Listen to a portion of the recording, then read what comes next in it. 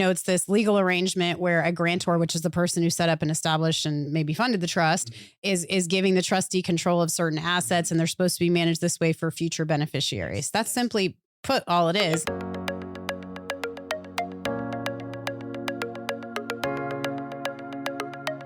Welcome to a Wiser Retirement Podcast. Are you curious about the best way to use trusts? I'm Shauna Theriault, and today I'm joined by estate planning attorney Arun Gupta.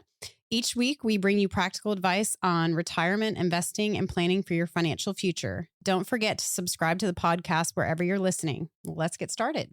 All right. Good morning. Good morning. Good to see you. Good to see you too, Always Shauna. Good to see you. Yes. It's a really heavy subject for early in the morning, isn't it? Yes and no. Well, I know we get asked about trusts all the time, and obviously that's your specialty and looking at it. And so we just thought it would be good to bring you on and talk about 10 different types of trusts today and just go through them. And now all of these, you and I have talked a little bit, all of these are not everyday trusts that everyone would use. Sure. But, if you've heard the term, it's kind of like, well, what is that if you're curious about what it is? And, so it's trusts are important. What is a trust actually? I looked up like the definition, and it would probably be better coming from you, but. Yeah, so I think of it as, and some of these, the terms in and of itself are confusing, but it's a legal document where someone, the grantor, they should be funding a trust, and within the four corners of the trust, it's almost like you can think of it like a contract. This is how the trust is supposed to be distributed for a beneficiary. Yeah. Sometimes that beneficiary can be the grantor of the trust. Most people wouldn't think of it like that, but that's what a trust is, and I'm sure people will often get some terms confused, and as they should, because this stuff is tricky. Revocable trust, living trust, irrevocable trust, and then there's a million different types of trusts that have acronyms that are tough for anyone to keep up with. So it is confusing. However, the concept of a trust is not something for super wealthy people or anything like that. They are practical. And your life situation is going to dictate whether a trust, is right for you. And it certainly shouldn't be dictated by, I don't have enough money to do this. Right. That's not what it's about. Well, right. Because sometimes it's just the way you transfer property. Yeah. And so, the trust being, it's this legal arrangement where a grantor, which is the person who set up and established and maybe funded the trust, is giving the trustee control of certain assets, and they're supposed to be managed this way for future beneficiaries. Yes. That's simply put all it is. Yeah. And so if you have a situation, it's like, okay, well, this is where I like to what is the end in mind? Here's my situation. Here's what I'm trying to do. How do we solve for that? Sometimes trusts are appropriate and sometimes they're not. Yes. And so there's all these different kinds of what you're trying to do. There's all these different types to choose from that we can use as tools. Yes. And so that's like the whole premise, but you should always use an attorney in this just because, such as yourself, is because it is confusing. I mean, even us where we have, 25 plus years as advisors, we always consult attorneys, with all of this. It's very important. Yes. And, there's a lot of do-it-yourself trusts out there. And, while there are benefits, they can at least get you started. It never ends with the trust. The trust at the end of the day is it's their words, right? There's many steps involved after that. Funding a trust, making sure you review your estate plan consistently. Life situations are going to dictate, how, these trusts should be used. Right. There are times where you set up a trust and you don't even need it later down the road. These are things that should be, revisited often. Absolutely. So we're going to go through 10 different types of trusts, and this is not all there's more trust than what we're going through. And a couple of these are, they're kind of key buzzwords that people have asked about, but some of them, are not used regularly, but at least we can touch on what are they, et cetera. And so we're going to go through 10 different types of trusts, and, some will go more into more detail just because they're more Practical. and they're used more widely by people, by clients, and some will just touch on. But that way you can kind of go through each one and say, okay, at least you have a somewhat understanding. And we're gonna try to not make this too convoluted, but some of them are confusing. So we'll some of them will just be brief and highlight. But starting with, we'll go through maybe who it's appropriate for. So starting with a revocable living trust. So yes, that is the most common type of trust. It is the document that I probably draft the most. People will often ask, do I need a trust or a will? And what they really are getting at is, do I need a revocable trust, or can I get by with a will? And again, it's always going to depend on your life circumstances, but more often than not, my clients prefer to use revocable trusts as their main estate planning vehicle. And a revocable trust is the situation where the grantor, for example, me, I would create a trust. The grantor is also the trustee of the trust. The trustee is the person that's the point person for the trust. They're the ones that are signing the checks, making sure that assets are distributed pursuant to the terms of the trust. The main difference, and a very important difference, between revocable trusts and irrevocable trusts, and most of the other trusts that we're going to talk about are irrevocable trusts, but it is flexibility. You can amend a trust basically whenever you want, as long as you still have capacity. You can change the terms very easily through a simple amendment, or if you want to, change many things, sometimes it's easier to just do a restatement of that trust where you're basically republishing it. But the intro provisions for a trust are pretty basic. It is anything that is titled under this trust is to be used for my benefit for the rest of my life, and I can control it just as I would in my own individual account. Yeah, and exactly. That's so really. The first two were revocable and irrevocable trust, which, a trust is either revocable, meaning you can change it, yes, or it's irrevocable, meaning you cannot change it. Yes. Right. And so that's kind of, I don't know if that's a specific trust, but it's also it's also a function of the trust. And so what I like to say, how I explain it to clients is, okay, think of a revocable living trust as an extension of yourself. Exactly. I use that phrase all the time. Yeah. It's still your social security number. Everything is filed on your personal tax return as if it was you. It's just a means for putting it in the trust for ease of transfer or administration later, potentially. Is that fair? That's right. Because a revocable trust, as soon as you die or the surviving spouse dies, if it's a joint trust, but when that happens, it's not a revocable trust anymore. Right. It is, at that point, the terms cannot be changed, and it is, its own entity. And that's really the biggest difference between a revocable trust and all of the other trusts that we're gonna talk about today. Because all the other trusts are irrevocable, which means it cannot be changed. Yes. And if it's fair to say, if I may, an irrevocable trust, think of it as its own entity, as its own. It's not a person, but it's a separate entity that files its own tax return.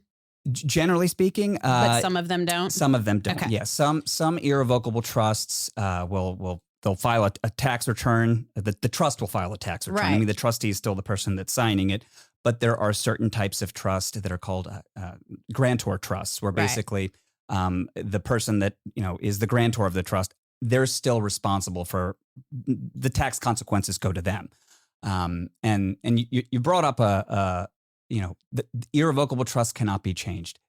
Yes, generally speaking, they can't, especially over the last few years. A lot of states, Georgia too, you can modify irrevocable trusts. You can either go through court, which is way more expensive and time consuming, but you can have non-judicial settlement agreements that can actually change the terms of a trust. However, it's not that easy. You'll have to have many people sign off on it. I don't want to tell a client that, hey, you're going to, if this needs to be changed later, you can do it. I mean, technically speaking, yes, but that's not how you want to think enter about it. The contract or your legal arrangement. Exactly. You should think of it as it's irrevocable. It can't be changed. Control is the big thing. Once it's in an irrevocable trust, you lose control over it. Because you just have to follow what the trust says. Yes. And if you don't, and things must be changed for whatever reason, sometimes it's going to make sense to go through these other avenues to alter or amend the terms of that trust. But it's a chore and it's a headache. Well, and to just extend on that. And again, this is the first two we're talking about, irrevocable versus revocable. And a lot of trusts in and of itself can just be irrevocable. It's just a type of whether you can change it or not. But the whole purpose of doing an irrevocable trust is so that it can't be changed. And so here's what I want, and I don't want it to be changed. And so, there are times where, situations may evolve over time where you're like, ooh, I didn't want to do it like that. So maybe that's where you're talking about, Yes. But you wouldn't enter into it thinking, oh, I can just change it later. Exactly. You want to think of it. And what I'll tell clients too is, once it's in there, okay, once it's not yours anymore. It is the trust's. That you are not the trust. A lot of these are designed for tax purposes. At the end of the day, there are many of these that we'll get into. There's tax benefits, and that's why people give up control of it. So there's a better tax benefit either for themselves or when they pass away for their loved ones and their beneficiaries. And they can be very useful tools. Or family protection or creditor protection. Exactly. Because it's a separate entity. I don't own this. It's not mine. Versus like a revocable living trust. Yes. I've heard some people say, I want to protect myself from creditors. I want to put in a revocable living trust. Well, that doesn't do that. That's a very, very common thing that's a misconception. It's a misconception because, the main benefit of a revocable trust is in my opinion, is the avoidance of a probate proceeding at death. So any assets that are titled under a revocable trust while you're alive, or that name the trust as a beneficiary or some other beneficiaries, those are going to be distributed pursuant to the terms of the trust. You don't have to get a probate certificate you don't have to have an executor appointed by a court in order to transfer those assets. That's the biggest benefit of a revocable trust, in my opinion, probate avoidance. But it just expedites the process too, and it just makes it simpler. Yes, but people will say, oh well, I want to put my home in a trust, so I get asset protection. No, that's not gonna help you liability wise. If you have a rental property and your revocable trust owns it, and there's a slip and fall on that property, it's not like an LLC. Right. It's a revocable trust. It's taxed at your own Social Security. It's an extension of you. It's not a separate legal entity that is separate from you. You're still connected to it as long as you're alive and you can amend the terms of the trust. That's part of the reason why it's in that category. You can put your home in an irrevocable trust. I caution people against that. Especially their personal residence, because again, once it's in there, all right, to unwind that is tough, and it can doesn't it get into gifting issues and stuff too? There's that. That's very complex, obviously. Yes, and mortgage issues with your lender. It can create a headache, and before you do it, now you can do it, but before that actually happens, as long as you've got the information. That then you can make a much more educated decision. But you may not even need to do that. If you're doing it for liability, there's other ways to do it that are cleaner. Yes, exactly. So, a simple LLC. If it's a rental property, I usually will suggest if you're looking for asset protection, an LLC is the way to go. But that's going to be separate from a trust. There are other trusts here that will offer asset protection for a property that you own there, or any other asset that you own. But generally speaking, a revocable trust, that's not what you're getting when you do that. That is more probate avoidance and making sure that there's a level of privacy that is offered with the revocable trusts. I'll just give you an example. Let's say that you have 3 kids, and one of your kids, for whatever reason it happens, but you have a falling out. You want to disinherit your kid. If you have your will is your main estate planning vehicle in Georgia. When it's time to probate, even though you disinherited your child, they're still going to be served with a copy of the will when you're petitioning the court to probate it, even though they're not named, and they are asked to sign an acknowledgement that this is a correct copy of the will as far as I know, and I'm okay with this executor being appointed. But hey, when there's If you disinherited them, there's probably a reason for it. And if they want to, cause problems, they can. If you used a trust as your main estate planning vehicle and no probate is required, they don't have to be served with a copy of the And will. they're they not don't getting have a copy of the. Yeah. They don't get a copy of the trust either. They don't it have just to. passes by who gets. They don't. Yeah, they're not I required didn't to. know that. So that's I learn something new from you every day. That's a practical benefit that I've seen. With the revocable trust versus a will. But So family issues, maybe do a revocable living trust to Yes. kind of like. yes, Okay. yes, for sure. Probate avoidance, privacy, family issues, ease of administration. Those are Sure. the key benefits. And a con of a trust, and I say it's a con because I don't, in my experience, especially over the past few years, as I've used trusts more, once you sign the trust, that's the step one. There's a step two that is daunting for people, and that is funding your trust, retitling assets to the trust, or naming your trust as a payable on death beneficiary. It's a lot if you've got assets in a lot of places. That's a great It point, is. because if you set up a trust and here's this paper document, Yeah. but nothing's in it and Yep. you didn't do anything with it, You're then losing the it's- whole point of it. Yep. Yeah. And it's work to do that, but it's not complicated It's work. not. It's in a sense basic form filling, or and that's why I think it's important for your attorney to have a relationship with your financial advisor, with your accountant, to make sure everyone's on the same page about this to make your life easier. And once the admin work of retitling assets to the trust or naming the trust as a beneficiary, once all that's done, in my opinion, it's actually easier to administer going forward, because when you amend the trust down the line, if you've already retitled assets or already put your trust as a beneficiary, it's going to capture any amendment you make. So like once you sign it, it's already updated, essentially, because it's just referencing the trust. Yes. Now, maybe you don't want all assets to flow in the same manner as your trust. So regardless, it's always a good idea to check in with your estate plan every few years, no matter what. But the daunting aspects of it, to me, it's a one time. If you do it right, it's just the initial headache of it that, again, it's form filling, in my opinion. Now, some of these other trusts, the admin part is not, you can't just snap your fingers or fill out a form. It is heavy tax reporting. It is you got to be real careful with a lot of these things to make sure that you're not skirting the system, and you're not just doing something to not pay taxes. Where in reality, I totally understand. That's the main reason why a lot of people use a lot of the irrevocable trusts that we're going to mention is taxes, and that's okay. But you have to do them properly to make sure you don't get taxed. You have to do them properly, and the IRS, if you say, well, the whole point of me doing this is just to not pay taxes, you can't do that. No. However, these are designed, the tax rules are if you follow them, you're going to be okay. But following them is important. Well, let's get into just a few of these. So we went over revocable living trust and what an irrevocable trust is. Testamentary trust. Yes. So a testamentary trust is a trust that's created under a will. So if I have a will as my estate planning vehicle, and I say at my death, I want my assets to be held in trust for my children.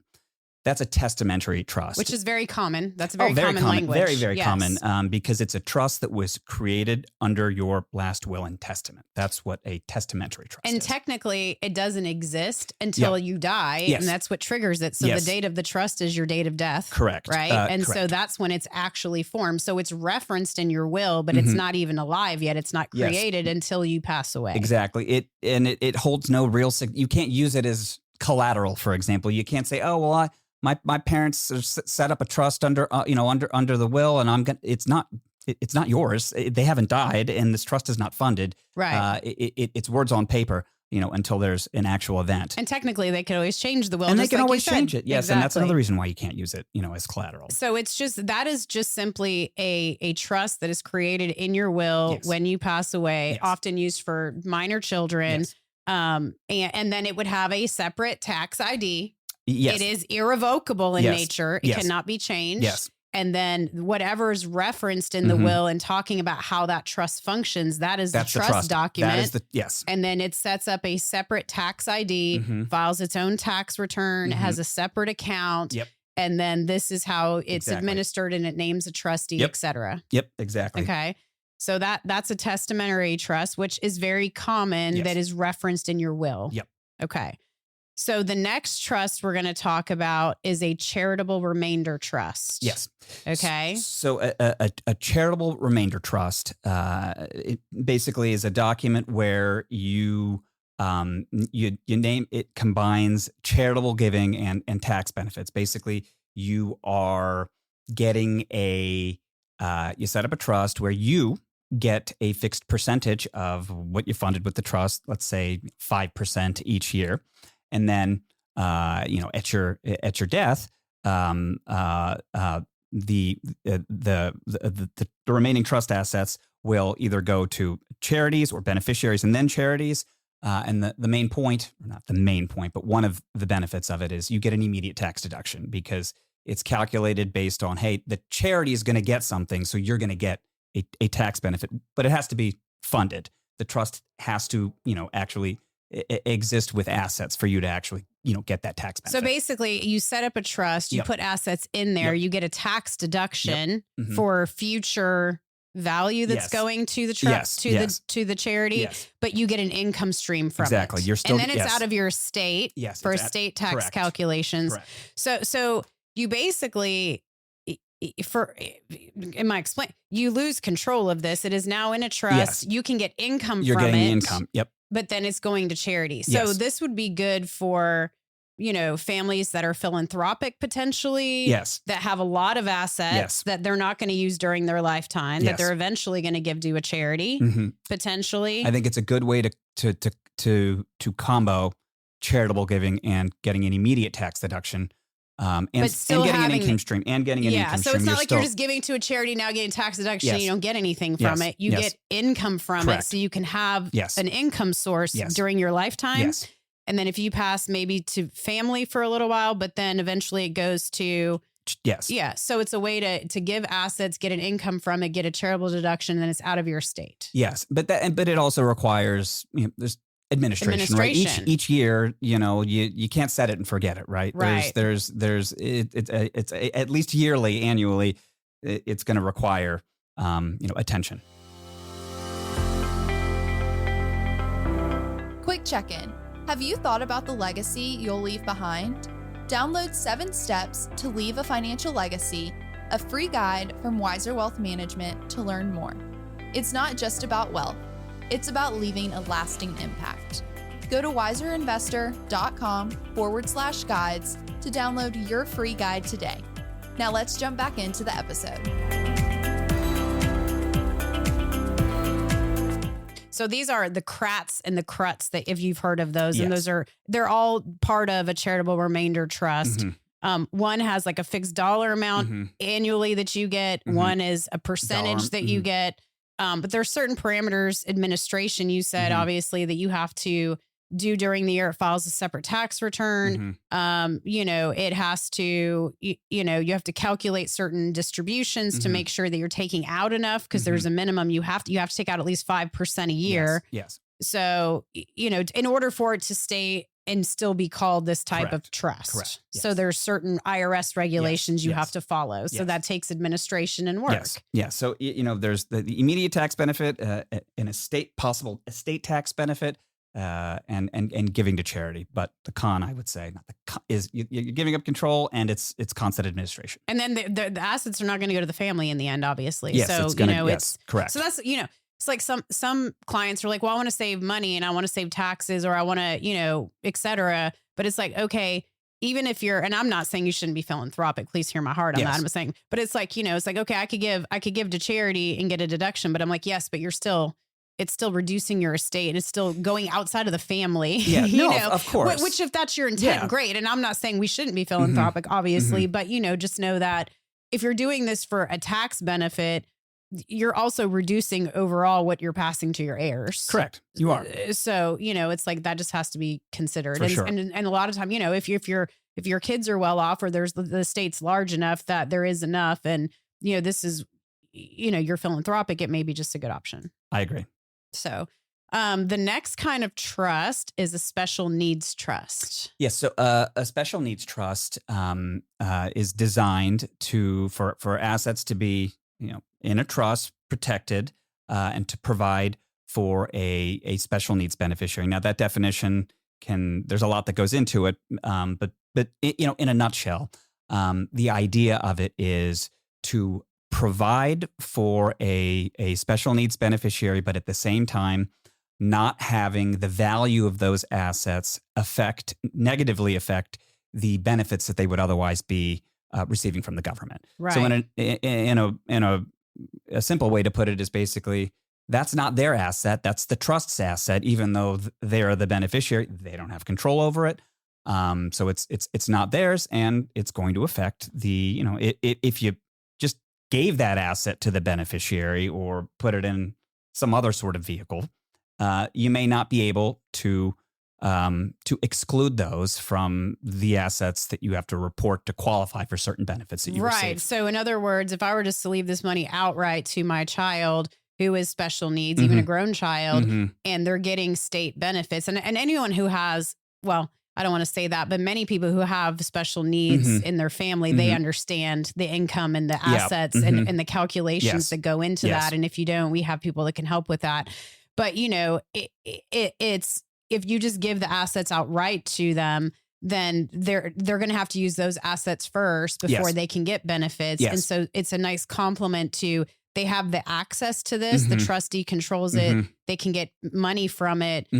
It's not in their control, but they can still also get the benefits. That's right. That's right. And these trusts can be set up while you're alive. You can say, I'm setting up a special needs trust now, and I'm going to fund it for my special needs child or other beneficiary. And it's called that's a third party special needs trust where someone else is funding it. But if you can also, if you are a special needs person, you can create a first party special needs trust where your income is, your assets are going into this trust. But usually, more often than not in my practice, they are trusts created after someone dies, in their they will, want it, in their will or their trust, revocable trust to ensure that, hey, when I pass away, I want to make sure that my special needs beneficiary is receiving the maximum amount that they can be from both the assets that I've contributed and from the government. Well, and you just made me think of something too. In all of these trusts, it's like, okay, sometimes we don't fund them until we pass away because what we've been talking about is if you created it now and funded it and you ended up needed access to that, it's gone. So it's very convoluted or complicated to access. And so that's the point of putting it in, when I pass, then this happens. Yes. And I'll tell clients sometimes also, listen, if you're unsure about whether to create this now or create it after your death, if you want, you can create it now. You don't have to fund it completely right now. You don't even have to, you can fund it down the road. You may not even fund it, right? But, right. And then, under your estate planning documents, you can say, when I die, this share to that beneficiary is going into their already existing special needs trust that I've already created. If I haven't, well, here's a new one. Then it sets it up. Yes. Okay, perfect. The next one, I've been hearing a lot about this recently, actually. We added this in, the SLAT. Yes. We have all these acronyms. It's hilarious.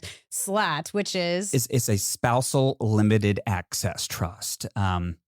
Basically, it's a way, in my opinion, it's to protect against estate taxes, and it's a way to maximize gifting. Basically, you can create a trust for the benefit of your spouse.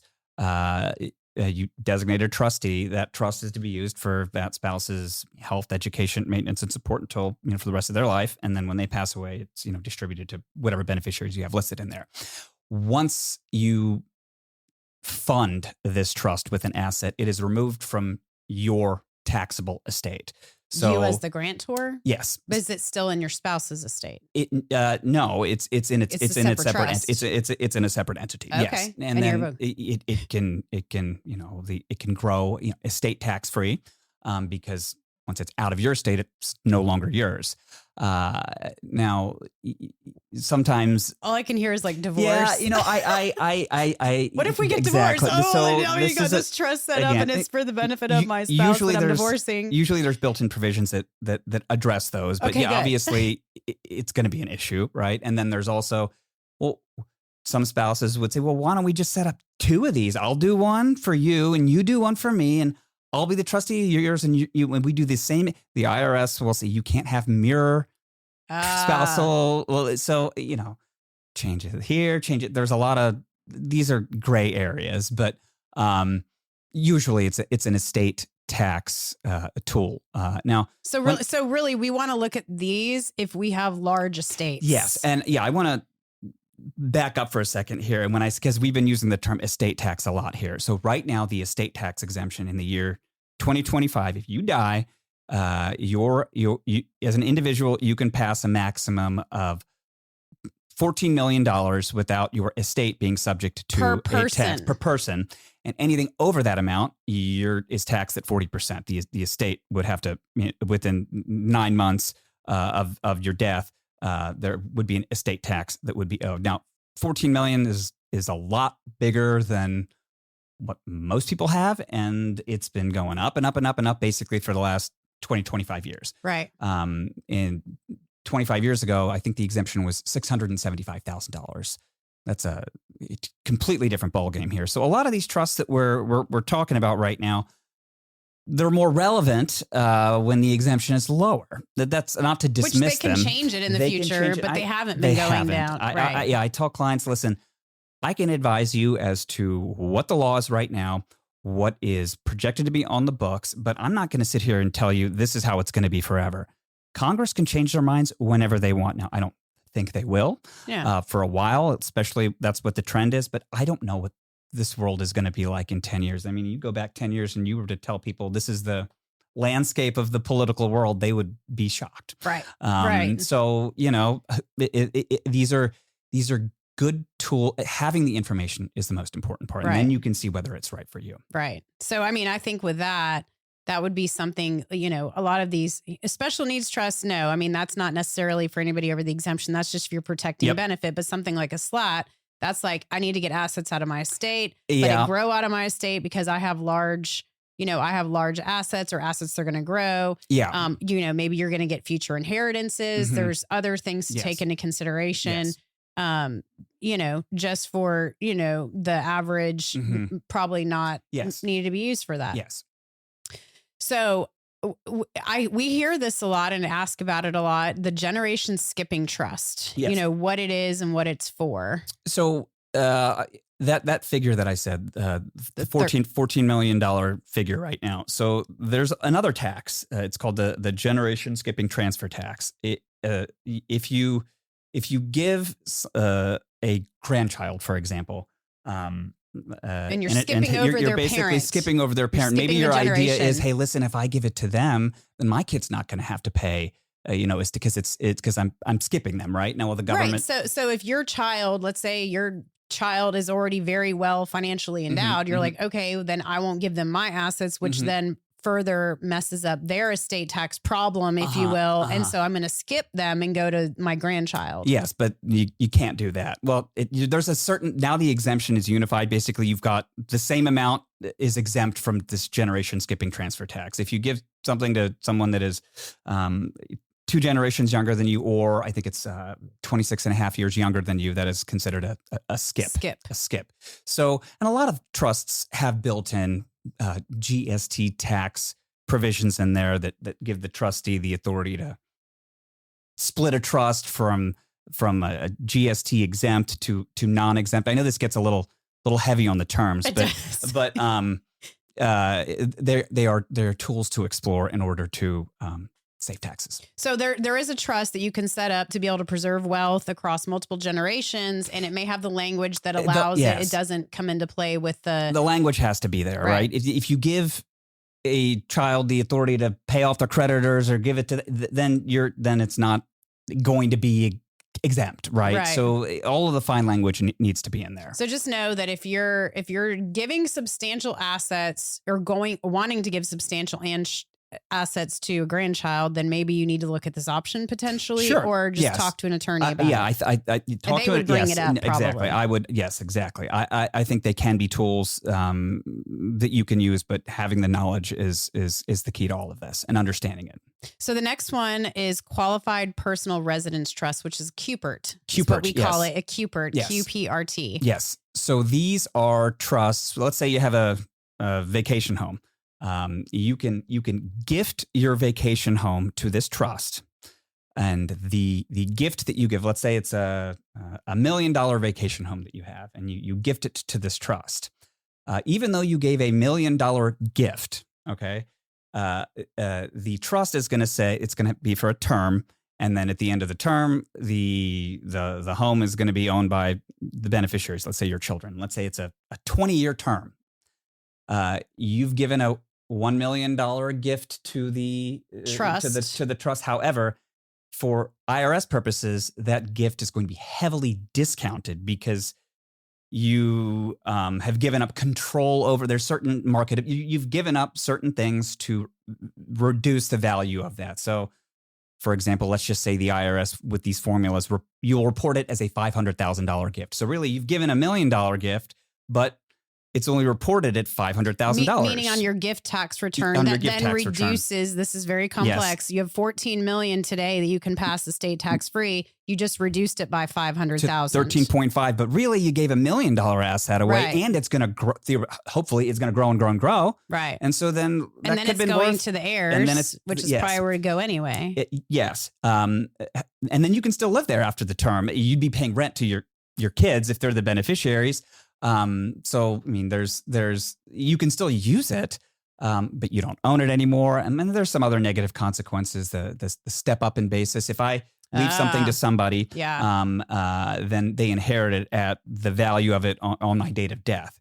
If you do a CUPERT, they are going to lose that step up. Let's say you built that house Yeah. for 300,000 Yeah. and it's now worth $1 million. Yeah. You gift it to this trust for Mhm. 500. Mhm. If you would have had it in your estate, Yeah. you would have had an asset worth $1 million that gets a step up. The 300,000 would get stepped up to $1 million, but Mhm. now that 300,000 cost basis stays on that, with it. Yeah. So then if they're So like, if I don't it's even ever want this and sold, you're gone, I'm going to sell it. Then it's Well, gonna be it a was gain yeah. So when they sell it. again, you got to make all of these things. First of all, you may not outlive the term. If you die before the end of the term, the whole thing's it's unwound, Evaporates. and it's like I didn't even do this. So all of the tax benefit that you lose it, right?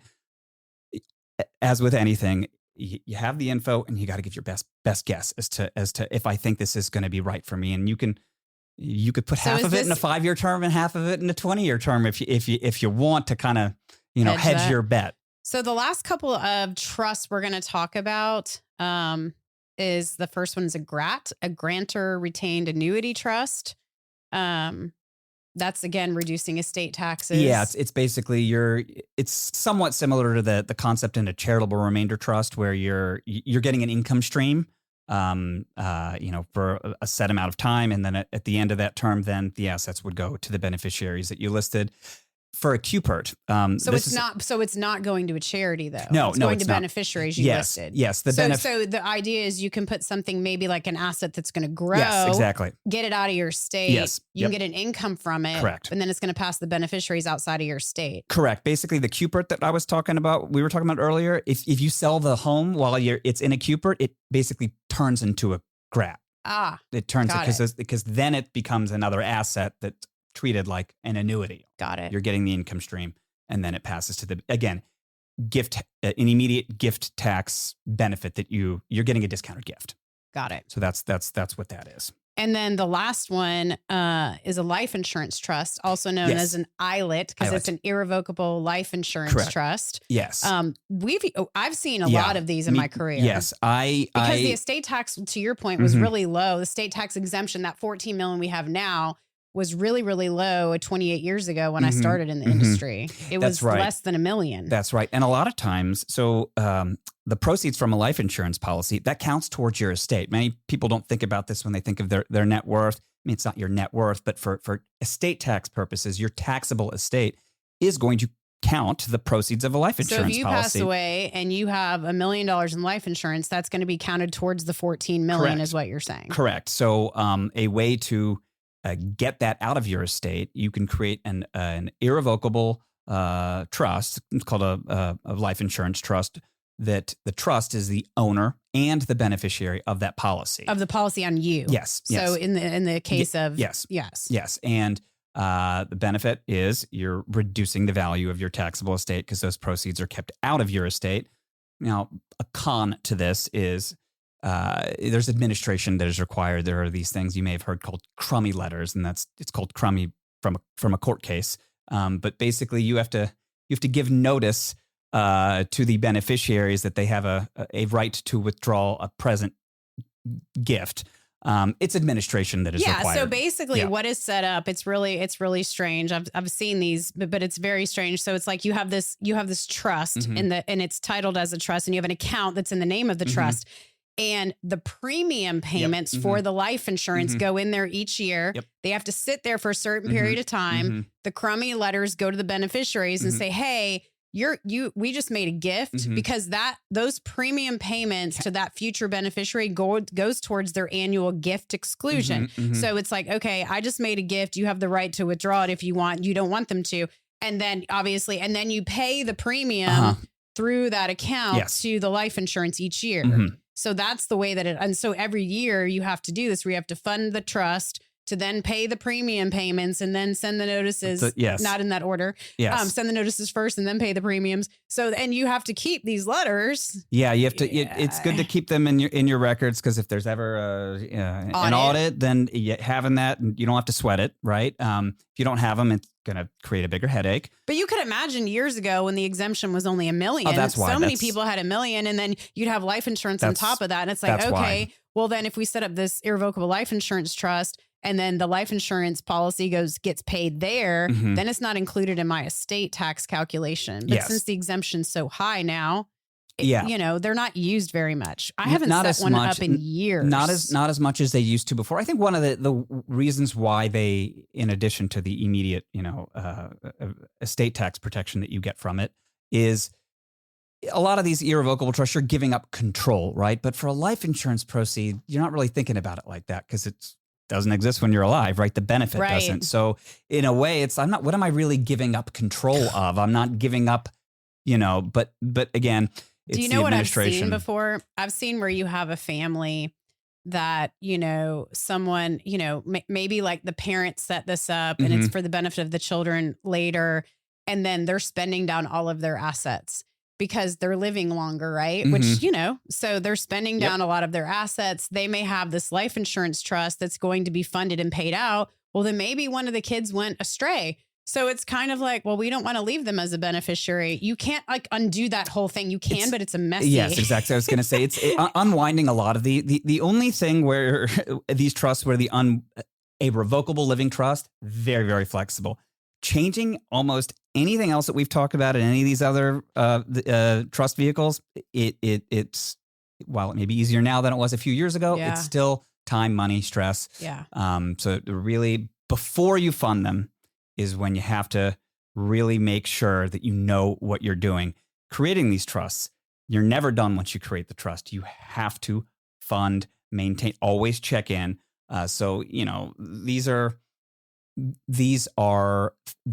vehicles that provide many, many benefits, but just like everything, just like your finances, you got to keep up with it. So good. Thank you so much for going through all of these. If you have questions, you can always reach out to us or reach out to Arun as well.